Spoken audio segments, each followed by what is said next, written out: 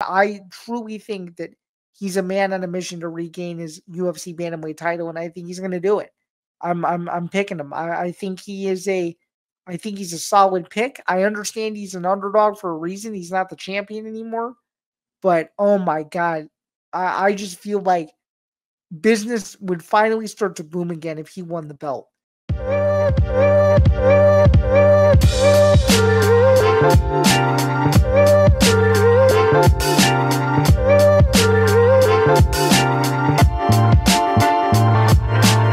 Welcome back, everyone. This is Bando's Breakdowns, episode 48. My name is Zain Bando. Thank you again for tuning in. It is greatly, greatly appreciated. We are back. It is Friday afternoon. This is going to be the new drop day moving forward. Friday afternoons, 3 Eastern, noon Pacific. So thanks for joining me once again. It's another big episode here on the show. It's one of the bigger episodes of the year to this point.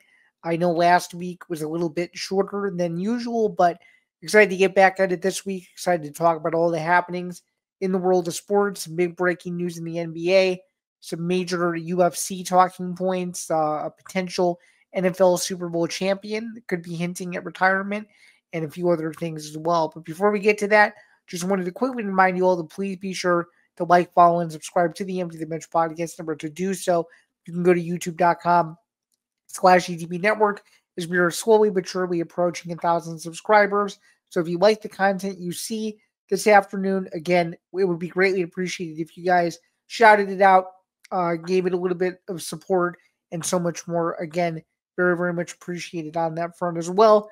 And I would be remiss if I did not mention this, and we're going to eventually change this, but all the Substack content has now moved over from this domain. You'll still get all the archives of all the shows, but all the exclusive Substack content will be moving over to Playback. It officially started this week. So instead of Substack, you can go here to playback.tv/ETB Network. We're going to get more about that in the message following later on in the show. But I figured I would mention that now all Substack exclusive content will be moving over from Substack to Playback. So just stay tuned for all that. And be sure to listen to Bando's Breakdowns wherever you get your podcasts.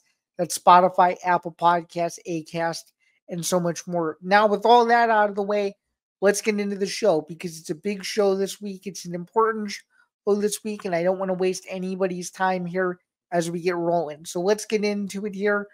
Zain's overview is where we're going to start. We're talking about a bunch of stuff this afternoon, if you will. We're going to be talking about Tom Thibodeau getting fired from the New York Knicks. To lead it off, we'll be giving my NBA Finals pick. I got half of it right. The other half on the Eastern Conference side, I got wrong. We're going to talk about that. We'll talk about the Stanley Cup Final, who I have for that, if my pick changed from last week to this week. And even I mentioned it that we didn't quite know who was in the Stanley Cup Final yet. Now we know, so we'll be able to talk about it more at length, if you will. So that'll be exciting to discuss. We're also going to be talking about a bunch of different overarching UFC-related topics related to an unexpected ending to UFC Vegas 107 this past Saturday, as well as preview UFC 316 taking place from the Prudential Center in Newark, New Jersey, headlined by a championship doubleheader. So we have a lot to get to, so let's get started. Tom Thibodeau, former coach of the Chicago Bulls, now former coach of the New York Knicks, has been fired. It was the Knicks' best run in the postseason in 25 years. Thibodeau gets axed. It's rough. I'm a Tom Thibodeau fan, but I think he gets too stubborn at times, and I think sometimes he lets the game get carried away. He's so focused on the little fundamental details of basketball that he sometimes forgets the overarching nature as to what he's trying to do there in order to win and in order to win at all costs. And I just think in the Indiana series, he was unable to do that. Do I think the firing is justified? I don't. I think he is one of NBA's most or brightest minds, if you will. I think it was a bit too premature, but I do understand that the Knicks are in win now mode and they're going to have to find somebody else to replace his expertise. I see some people saying that the Bulls should pursue him and wipe that regime clean, get rid of Billy Donovan and such. I don't know about that. I don't know if it's the right time either, but definitely an NBA team could use him for sure. I think he's an important asset to the league, and I think he gets disrespected at times. Should they have lost the Indiana series? No. Were they the better team on paper? Yes. Did they lose the series? Yeah, they did. So something has to be said for that. Some of his coaching decisions mid-series, who was in, who was out at crucial times during games, those are always going to be dissected, re-looked at over and over, but you can't change history. And the history is that the Knicks fell in the Eastern Conference Finals to the Indiana Pacers in a series that they really let slip away from the very beginning. So that's the fact of the matter. Tom Thibodeau is out. By the time this airs, maybe the Knicks will have a new coach. Maybe they won't. But at the time that we're recording this, this is a developing story. So just stay tuned for all that and so much more on the NBA front, as I'm sure I'll have an opinion on that during a future episode. But for now, he's out, and it'll be interesting to see where the Knicks go from here. All right, let's move on now. NBA Finals, OKC, Indiana. After this airs, we will have already completed a game in this series. So bear with me on that the series has not started. So I will give you an overarching pick. I like the Thunder in 6 games here. I think they just have too much talent on both sides of the ball. I think Shai Gilgeous-Alexander is an unbelievable talent. I also think Tyrese Halliburton is great in his own right. But when you just have too much talent on one side of the floor and you've been the number 1 seed and you've been the best team in basketball all year, pretty much it's hard to pick against the best team in the sport. I think Indiana is a great Cinderella story. I think they have some nice pieces. I think they're going to win a couple games in this series, as I just alluded to. But it's going to be hard to go to OKC and win. We saw that with Minnesota a couple weeks ago. In that series, Minnesota's inexperience, to me, and their lack of veteran presence really did them in. And you have to admit, too, that OKC has pretty much had a smooth road to the NBA Finals versus a Pacers team who really had to dig in and had to, find kind of their own footing, especially in that series against the Knicks. So this is going to be an interesting one, but I just think the Thunder's firepower and depth on both sides of the ball, and especially just with the way that they played all year with their just finesse physical prowess, the way they're able to blow out teams, and the way they're able to just get out to these insurmountable leads, to where there's no sign of slowing down. And if they shoot well, as Stephen A. Smith alluded to the other day on First Take isn't a show I really mention on this program, but if they're able to do that, they should be fine, and they should walk out of there as champions in either 5 or 6 games. But I'm going to say 6 to be conservative. All right, moving over to the Stanley Cup Final now. This is a series I don't really care about. It's 2 teams I really just don't have a stake in, but I think the big story here is going to be, can Connor McDavid win a ring? I'm going to keep it simple. I think the Oilers win the Stanley Cup. I know a lot of people are on the side of Florida. I know a lot of people think that this is Florida's year to get it done. I just think for the league, it's better if McDavid wins just because he's the star. And there's no doubt that Florida is their own stars too. But when you have one of the best players in the world playing on a Canadian team and a Canada team hasn't sniffed a Stanley Cup final in a long time, I think it's critical that Edmonton wins. I think it helps the growth of the league. I think it gets one of those teams that has a rich history, back on track. And I think it sends a message to the Western Conference that, some of these teams, original 6 or not, we're going to be coming for Edmonton. And I think Florida winning it, to me, is just bad for the sport at large because it's a lesser market team. And I'm not saying Edmonton isn't that. But again, when Edmonton has the star in McDavid that they do, and when McDavid is 100%, he's without a doubt, to me, the most exciting player in the sport. So I think Edmonton wins this series. I think them having home ice advantage is critical, and I think they do so in 7. And I also do think it is Edmonton's series to lose. Again, by the time this episode premieres, the Stanley Cup Final will have already begun. So maybe my opinion will change by next week. But for now, I like Edmonton to get it done in a slugfest over the Florida Panthers.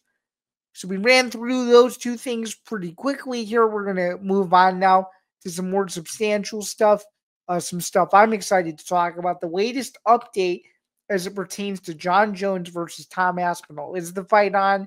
Is it off? We keep getting conflicting reports, messages, etc., etc. So as of the last 72 hours, this is what we know.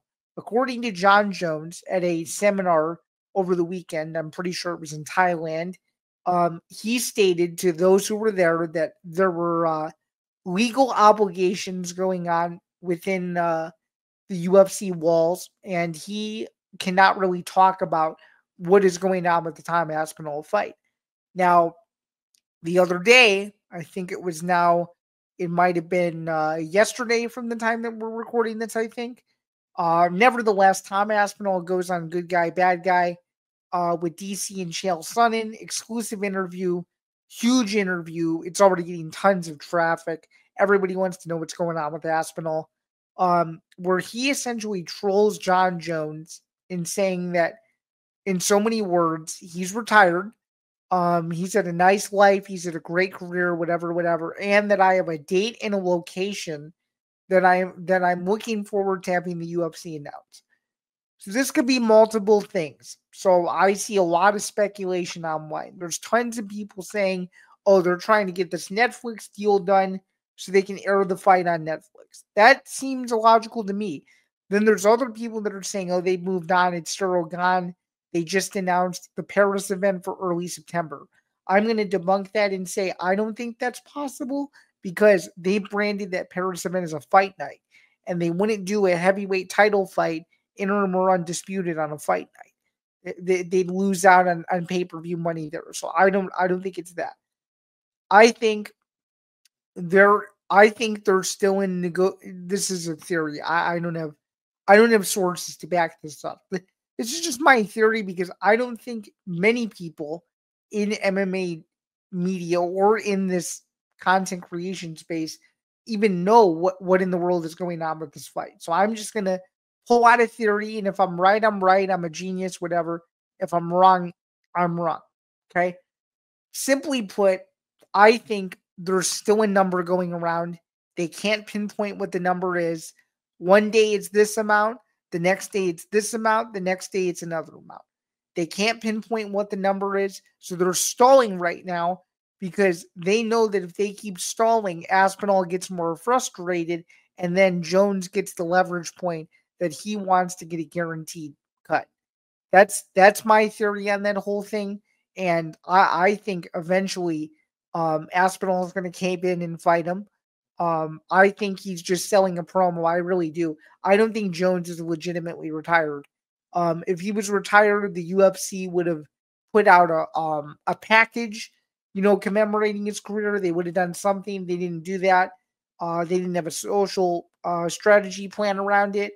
I don't think he's retired. I think this is all games. I think this is a promo to sell the fight. We know when the fight's going to be. I think it's obvious. It's going to be November, Madison Square Garden, because where else would it be? Jones was at Madison Square Garden last year. Aspinall has fought at Madison Square Garden the year before that.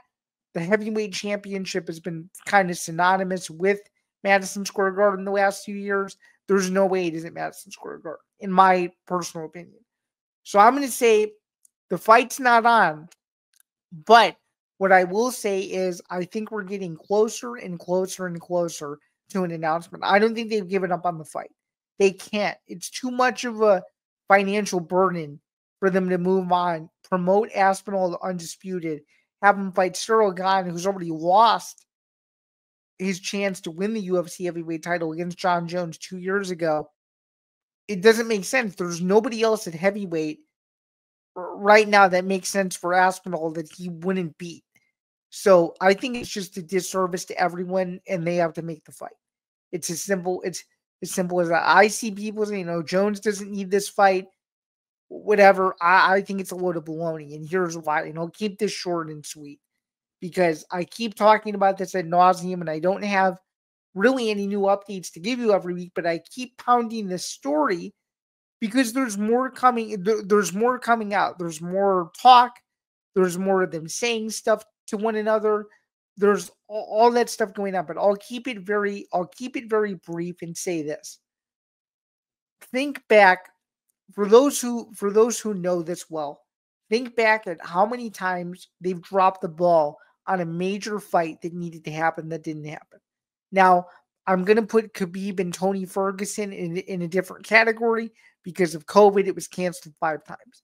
But think about how many fights that just didn't happen because of one reason or another. Brock Lesnar versus Fedor. We know they went to some island in Russia or something to try to guarantee Fedor to come to the UFC. They didn't want to do it because they want to co-promote with the UFC. Francis Ngannou versus Jon Jones didn't happen. Francis has his reasons as to why it didn't happen. The UFC is theirs. That fight never happened. George St. Pierre, Anderson Silva didn't happen because they had too much respect for one another. And there are countless other examples of fights that just didn't happen for whatever reason. And this is one of those that they just can't let this slip away. The UFC, to me, is in such a horrible position right now. And I'll get more into this in a few minutes, but they are in such a horrible position that they need one of these fights to deliver. Islam Ilya didn't happen because Jack Dillon went away to beat Bilal Muhammad. They could have still made the fight anyway. They chose not to make the fight. There's this fight. There's whatever's going on with Ankalaev and Pereira. Is that fight going to happen? Nobody knows. There's rumblings that Pereira might retire, according to Ankalaev himself. I don't know that for sure, but there seems to be a lot going on. Then there's the whole conundrum at welterweight. Now JDM is fighting Islam. Could Islam become the welterweight champion? And then we have this weekend's fight between Sean O'Malley and Merab, which we'll get to in a few because I have a crazy rant about that. But overall, though, they're not in a good position. These fights, to me, aren't delivering. UFC 314 was a good card. That was maybe the only good pay-per-view of the whole year. The summer is good. We have no Apex for 2 months, which is a good thing, but they're not in a great position. I just don't think the fights have delivered as much as previous years. I really don't. 311 to me was forgettable. 312 wasn't great. 313, the main event was just awful because Pereira didn't show up in the way he usually does. I just think some of these pay-per-views have gone poorly. And speaking of poorly, we had a potentially unprecedented situation with UFC Vegas 107. And I went 6-3 on this card. And you might be wondering, Dan, there was only 9 fights. And that was because Macy Barber pulled out with a apparent medical emergency. According to Erin Blanchfield, her opponent was a seizure. Macy Barber spoke to Brett Okamoto in recent days and still really doesn't know what happened. A very bizarre situation. The event ended abruptly. And it's tough. It's tough. I mean, thank God it was on free TV.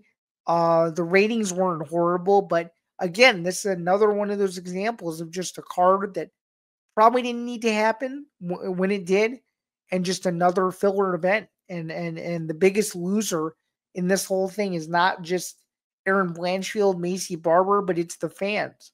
I mean, the fans right now are so sucked in, and they're so sick and tired of the product being what it is that you get Apex fights like this.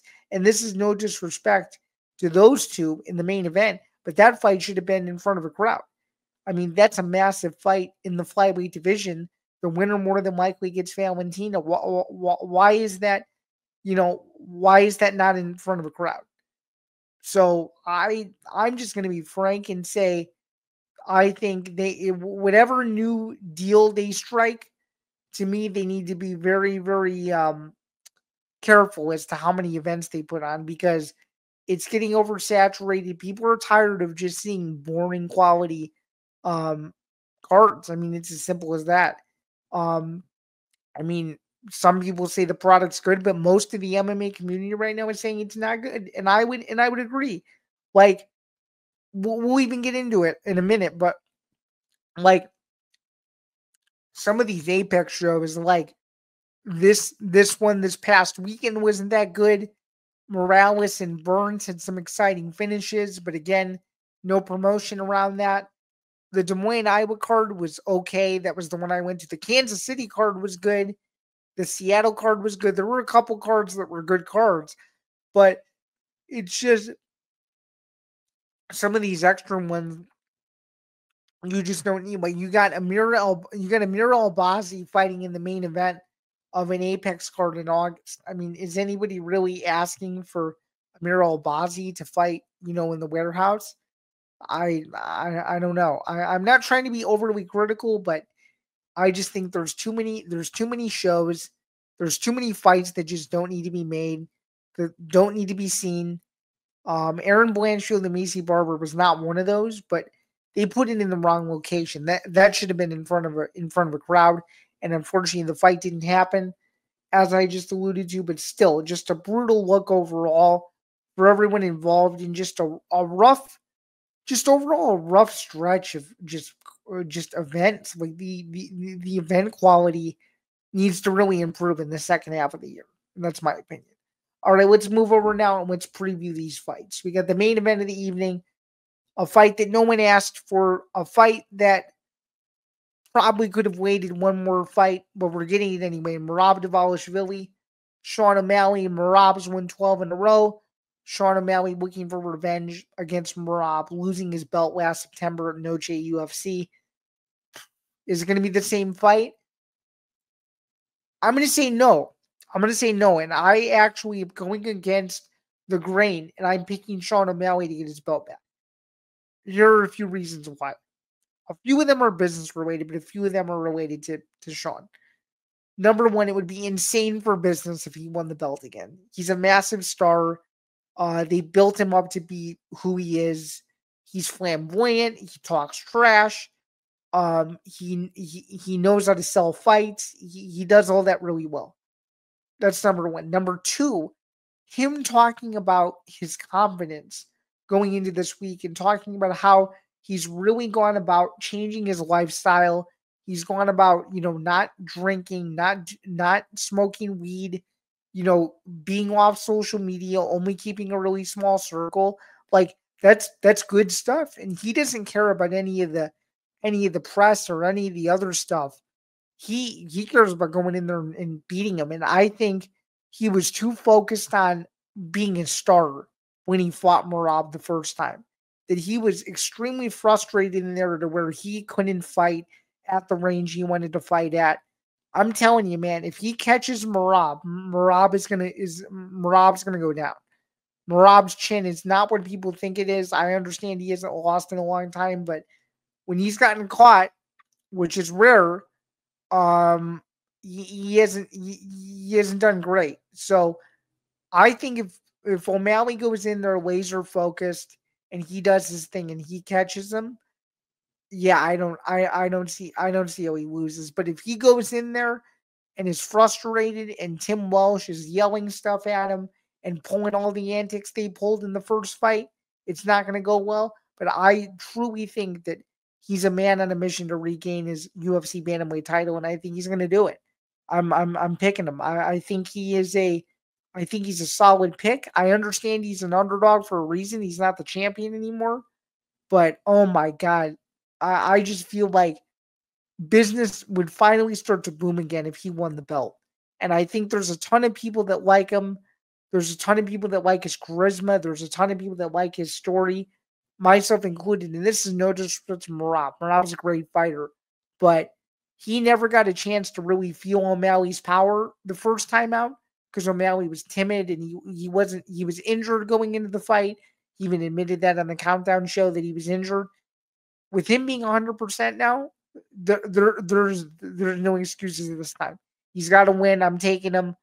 A huge upside here. I think he wins in the second round. And I know I haven't been good with UFC pay-per-view main events.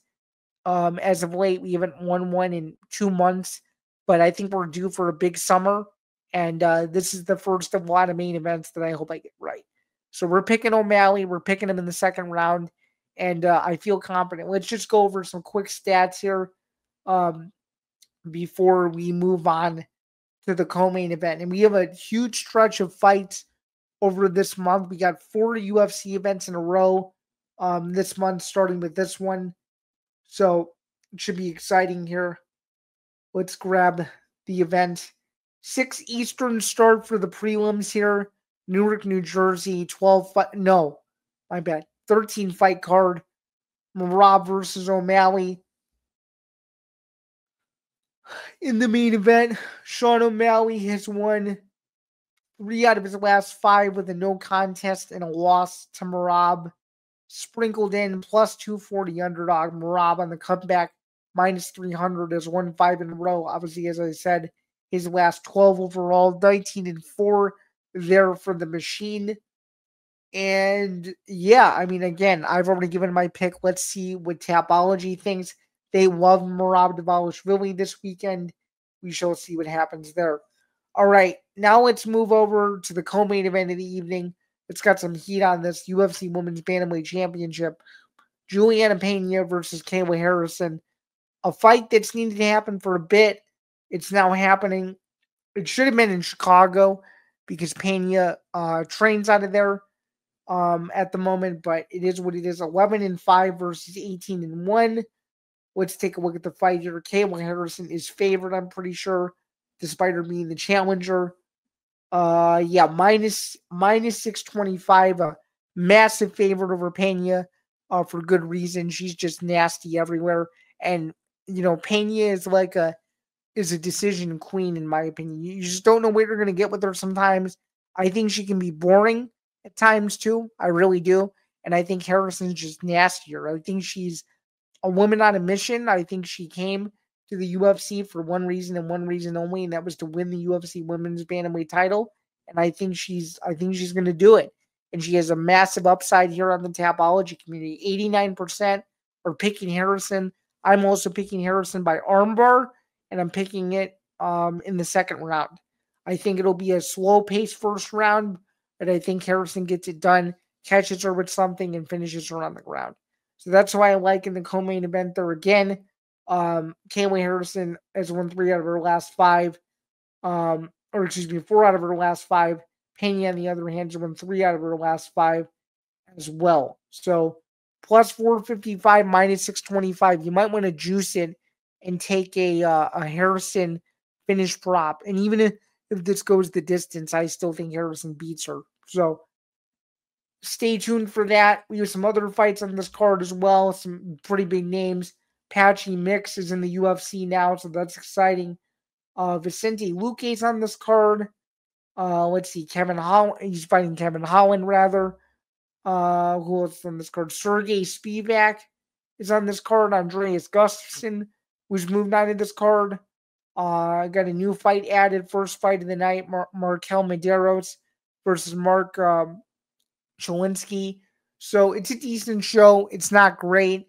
But those two fights at the top, I think are worth the pay-per-view price there.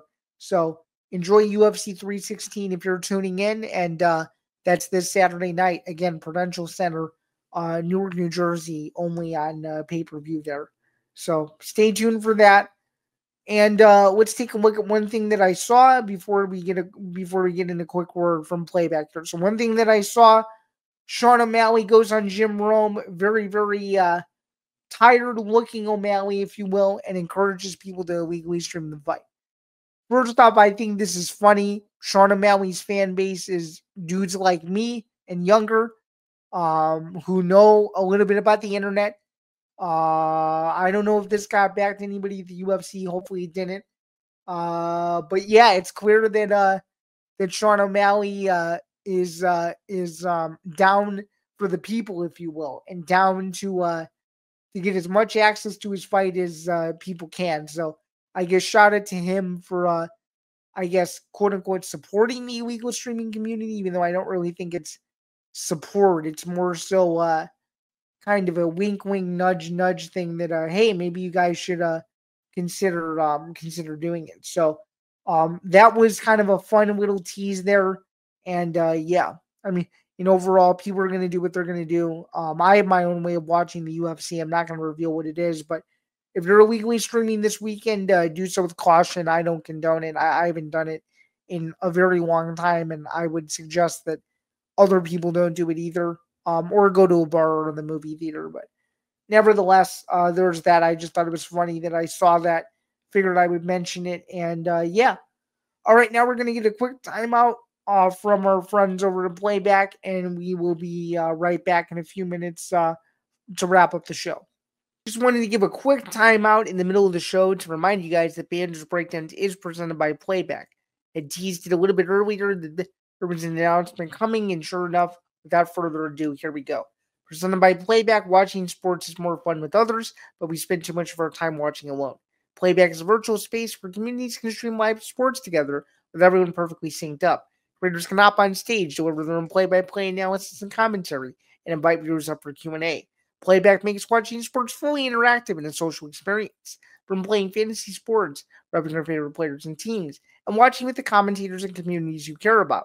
Win or lose, sports are best enjoyed together. Join our community by going to playback.tv/ETV Network to find out more, including our live stream schedule. And with that, we can get back to the show. All right, now we're moving on now with Zinger. And this is an interesting one. So the Green Light podcast with Chris Long had Saquon Barkley on recently to talk about the Madden NFL video game cover and a bunch of other things. And Saquon Barkley dropped a nugget that he might retire in a couple years, similarly to Barry Sanders. And I just want to plea with Saquon Barkley, who is only 28 years old, that he should not retire. It would be a mistake. He's one of the biggest faces of the Philadelphia Eagles franchise, as popular as Jalen Hurts, huge asset to the team, very, very important. And the running back position is difficult to find new talent in my opinion. Running backs are very difficult to find in these days, especially high quality ones. He's one of them. He's won a Super Bowl, obviously, and I think it would be a mistake if he left not just Philly but the league. So I please, an NFL fan, Saquon, do not retire unless your health is your biggest concern, which would make a lot of sense. But he said, yeah, I might just randomly wake up one day and retire. Like, that doesn't do anybody any good. I'm sure the Eagles saw that and are not happy that he just openly said it the way he did. And I'm not a fan of it either. So please, Saquon, do not retire. At least not right now. You're too important to not just the league, but the Eagles to walk away like that. And I think he has more to prove. I think he's a great player. Rushed for over 2,000 yards last year, and just a really solid back. So I would suggest he doesn't retire, but we'll see what happens. So that's that. All right, well, that's going to do it. I didn't have any errors this week, so thanks for that. As usual, always like clean shows. Again, very much appreciated. Thank you again for sticking with me this week. It was a fun show, and we did very well on time. So I got to be happy about that. All right, just a few quick reminders before we get out of here. Just one final one to listen to Bando's Breakdowns, regular podcast, Spotify, Apple Podcasts, Acast, and so much more. Again, that would be very much appreciated. And of course, if you could subscribe on the video only side, youtube.com/ETV Network, takes 5 seconds. Drop a like, hit subscribe, write a comment, talk to me a little bit, and we'll go from there. And we'll have more fun stuff on the way. And stay tuned for all that. So until then, until next week, every Friday moving forward, this has been Bando's Breakdowns with myself, Zain Bando. Thanks again for tuning in. Have a great weekend. Enjoy the fights. Enjoy the NBA and Stanley Cup final. And until then, I will see you guys soon. Have a good one.